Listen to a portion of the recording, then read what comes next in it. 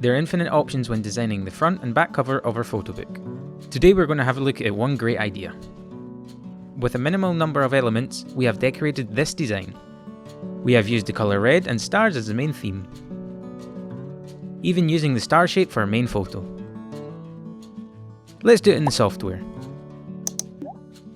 We're going to use a fill box to decorate our back cover with a texture. We then extend it until it passes the spine. We add our photo and make it square. We apply a star mask. We centre it and rotate it a little bit. Now we are going to add a star clip art.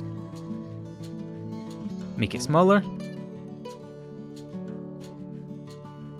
and use the colour adjustment tool to turn it red as our back cover. Perfect! We copy and paste it and place it into the other side of the photo. We make it bigger and rotate it a little bit too. We're going to move everything a little bit to the right to place the text on the bottom left corner. And now we add our text.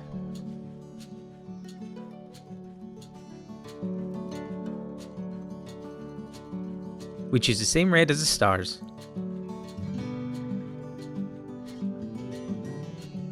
And we have finished our cover.